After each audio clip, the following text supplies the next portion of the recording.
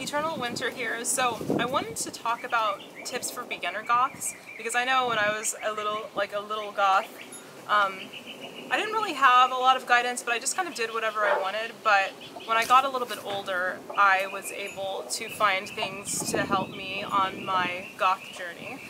And one of those things I'm going to start off was literature. If you don't read, I hope you do. I'm really big on books. I love books. I'm going to show you some of my favorite authors that are gothic and fantasy based that really have helped me. Whenever I was sad, I would dig into these books most of my life, and it just took me to another world. When you have good literature and good books, it can really transport you. And some of my favorite things are Bram Stoker's Dracula. This is an awesome one. It's really cool.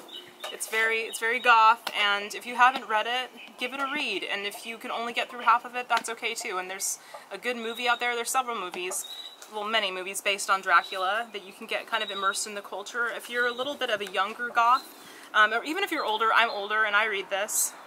This is called Vampire Kisses by Ellen Schreiber, and she's awesome. And I have all these books.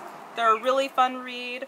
And I see a lot of myself in like the young characters. It's really cute and fun, and it's an easier read. Another really fun, easy read, and it's just fantastical. Neil Gaiman is one of my favorite authors of all time. Coraline. You can see I've dug into this book like a million times. I can't even talk about how much this author means to me. Like, he transports you. Like, whenever I was sad, whenever I'm having a bad day, I just delve into his books and they just mean so much to me. You're in a different world. Like, you can taste and see, you know, like the images. I could go on and on about books for days and days. I love so many authors, but he's definitely my favorite. Anne Rice is another favorite of mine. If you've never read Interview with a Vampire, please give it a read. I'm begging you. It's so awesome. It's so amazing. I love her books, but you know, she's not always everybody's cup of tea. None of these books are necessarily everyone's cup of tea. So if it's not your cup of tea, find an author that is your cup of tea. Find somebody that you like. I personally love these authors, and I think they're amazing, and these books are really awesome. I've read a lot of her other books and her different, like in her series. I just read The Vampire Lestat, and that's a really awesome one, and I'm rereading it. So if you're into books, I definitely give these a read. And if books are not your thing, hopefully they are, and you're more into film, that's awesome too. Start off with maybe something like, I'm not trying to tell you what to do, you can do whatever you want, but The Lost Boys is one of my favorite films. It's really fun.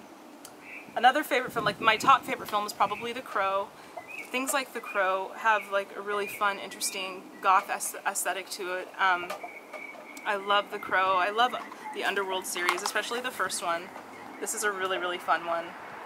And if you're more into fantasy though, there's the Lord of the Rings series, there's the Hobbit series. I love stuff like that. I love Harry Potter, things like that. And so, here I'm going to talk about a little bit about the fashion. I personally like, I don't know, find your niche and you can stick to it, or you can just go and, you know, wear whatever the hell you want. You can don't ever let anybody tell you to stick to certain subcultures, or to, oh, that you only need to wear this. Like, fuck that. Like, fuck what people think. Like, if somebody, even in the goth subculture, most goths are really awesome, but if you find somebody, like, or an elitist, you know, tell them to screw off. Tell them to bugger off. They pay them no mind, because they're not worth it. I'm going to talk about clothing, and if you want to wear gothical Luda skirts one day, and then the next day you want to wear, you know, something that's like super trad goth, or something that has chains and spikes, do it. Do whatever you want. But this is one of my favorite little stores online, especially for beginner goths, because they have really affordable things. It's called Dysfunctional Doll, and I love thrifting, but if you don't have a charity shop or thrift store near you, then you can go online. This was $6.99 in their clearance section. This is really cute. It's non-leather if you happen to be vegan or vegetarian.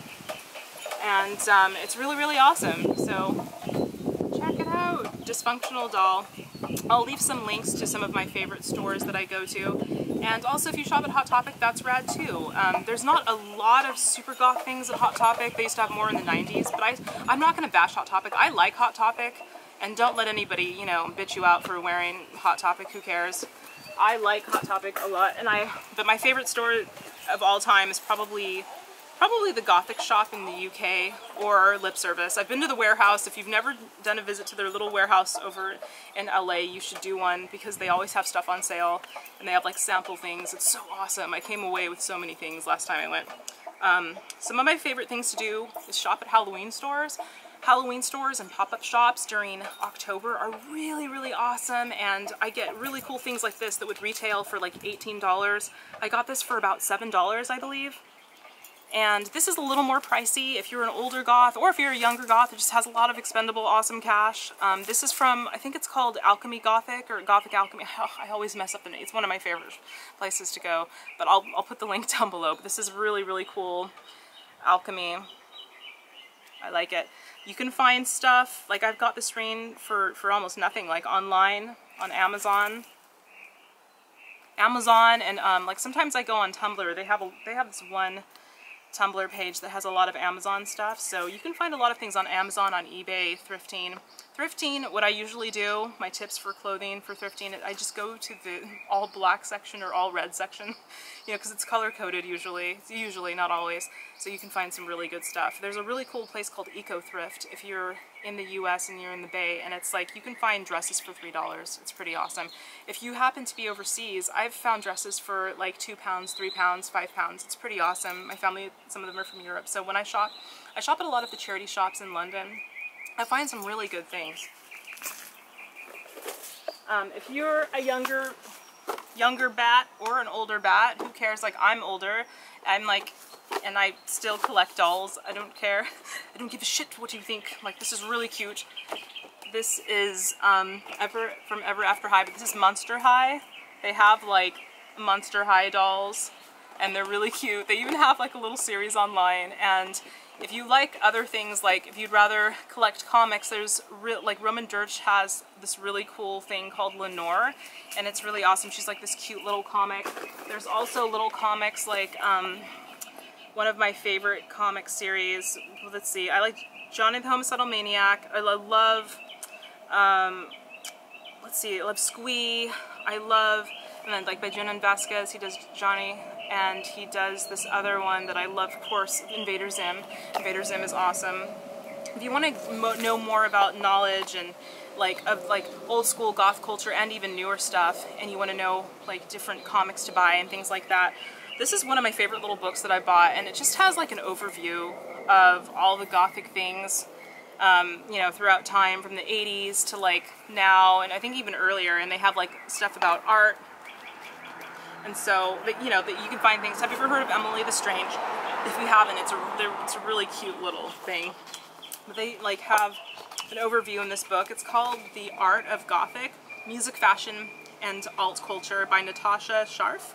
I hope I said that correctly.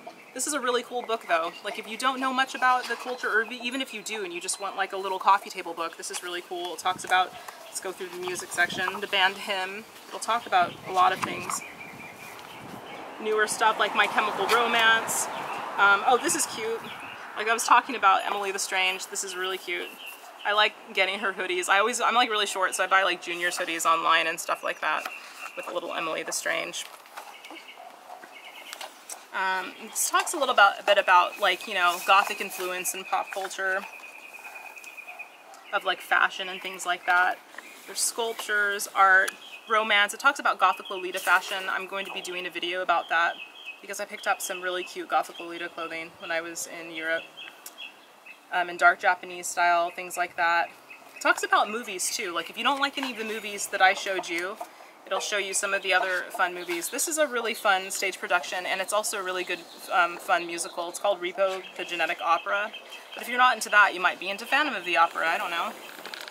So yeah, these are just like some of the fun things. And my best advice overall for beginner goths is just, you know, just be yourself, have fun, and don't care what people think about you. I know that's easier said than done, but know that there's a lot of us out here who are open-minded and we're nice and we'll be your friend.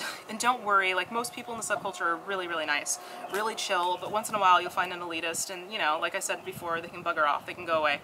They're not even worth your time, because I remember I was watching this video on YouTube, and the person was talking about how sometimes people in the subculture that are really elitist, like they don't even stay in the subculture very long. I think that's actually quite true.